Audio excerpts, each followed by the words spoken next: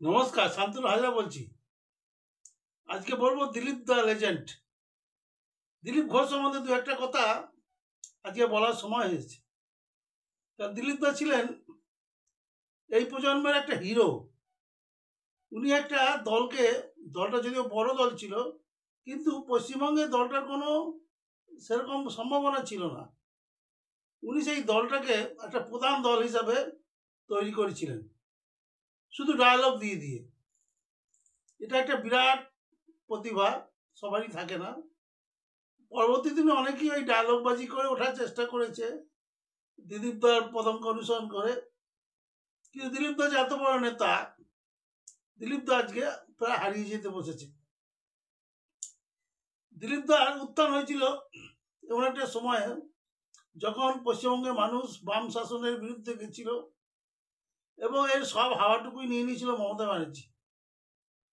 তা দিলীপ দাকে এই বাম শাসনের বিরুদ্ধে লড়তে হয়েছে। তা উনি মমতা ব্যানার্জির থেকে অনেকটা হাওয়া কেড়ে নিয়েছিলেন। অনেকটা হাওয়া কেড়ে নিয়ে উনি নিজের দল অর্থাৎ ভারতীয় জনতা পার্টিকে সেটা সমাজে প্রতিষ্ঠিত করে যান।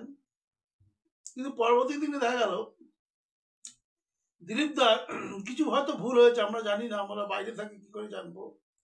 আর এই রাজনীতির ব্যাপারটা খানিকটা ওই সিনেমা থিয়েটারের মতোই, যে কোনটা দাঁড়াবে কোনটা হিট করবে বোঝা যায় না। আর দিলীপ দা একটা সময় হিট হয়েছিল, সুপার সুপার ডুপার হিরো একদম। পরবর্তী দিনে দিলীপ দাকে আর খুঁজে পাওয়া যাচ্ছে না। এবার অনেকে অনেক কথা বলছেন।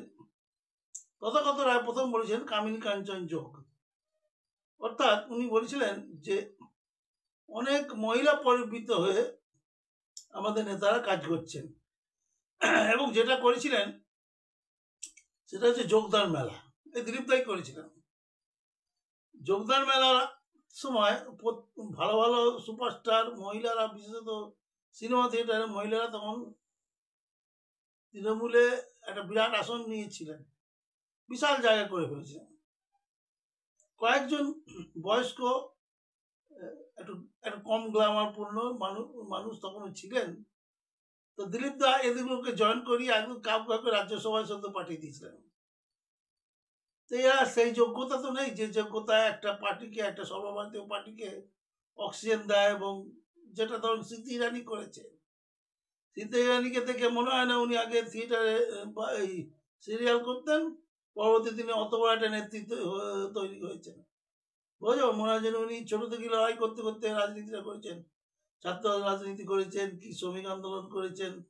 হ্যাঁ, কি আমাদের মনে আছে মার্গারেট আলভা দক্ষিণ ভারতের যে নেত্রী ছিল কংগ্রেসের, যেমনি সুন্দরী ছিলেন তেমনি তিনি বড় নেতা ছিলেন, যদিও তার বাবা একটা অল ইন্ডিয়ান লেভেলের নেতা ছিলেন। তা স্মৃতি ইরানিও সেই রকম হয়েছিল, একজন অভিনেত্রী থেকে এক অত বড় একটা নেত্রী। এটা অনেকেই হওয়ার চেষ্টা করেছিল।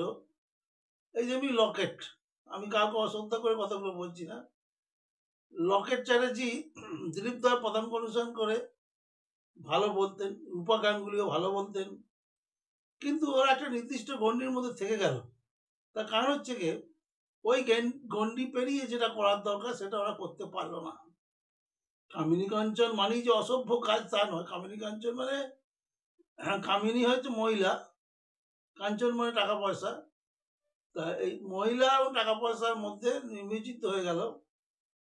দিলীপ দাকেও সেই দিকে দলেই ফেলা হয়েছিল, কারণ দিলীপ দাই যোগদান মেলা করে এই সমস্ত মহিলাদের বিজেপিতে ঢুকতে দেওয়া হয়েছিল। কিন্তু দল তো ছেঁকে ছেঁকে নিতে হয়।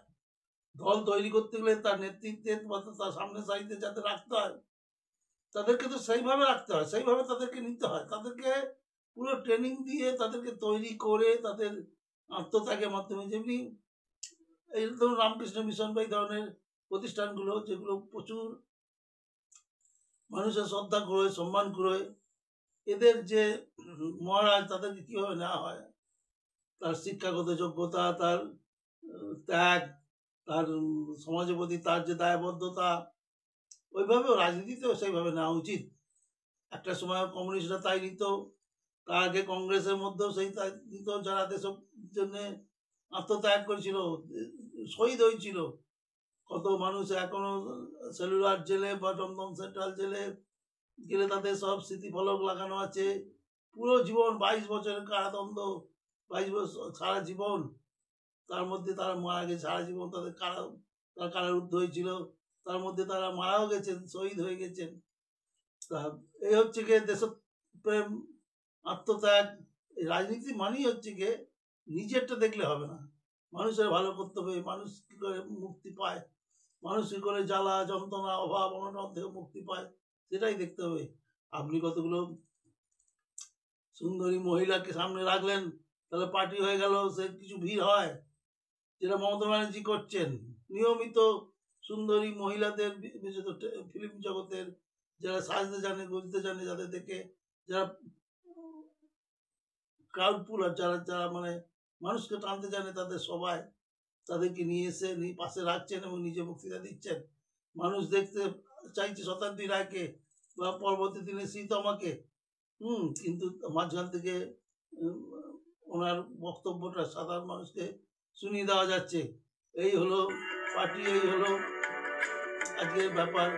দিলীপ দা ওই জন্য হারিয়ে গেলেন। উনি কামিনী কাঞ্চন বলতে আমি অসত্য করে বলছি না, উনি জ্যোতির্ময় শিকদার সিপিএম এর এমপি, ওনার বাড়িতে ছিলেন দীর্ঘদিন। আবার সল্টলেকে যার বাড়িতে ছিলেন, তিনি বুর্জোয়া বসন্ত সেঠিয়া, বড় বড় নার্সিংহোমের মালিক। সেইখান থেকে দিলীপ দা রাজনীতি করতেন। এবং দিলীপ দার মধ্যে দেখবেন একটা মিডিয়ায় ভেসে থাকার জন্য কখনো ডুগডুগি বাজান, কখনো ত্রিশূল হাতে ঘুরে বেড়ান, কখনো এমন এমন ডায়লগ দেন যে ডায়লগগুলো মানুষ খুব ভালোবাসে শুনতে। এইভাবে তো রাজনীতি করা চলে না, সেই রাজনীতিতেই উনি ডুবে গিয়েছেন এবং সেই জায়গায় ওনার এই আজকের এই পদস্খলন। ধন্যবাদ।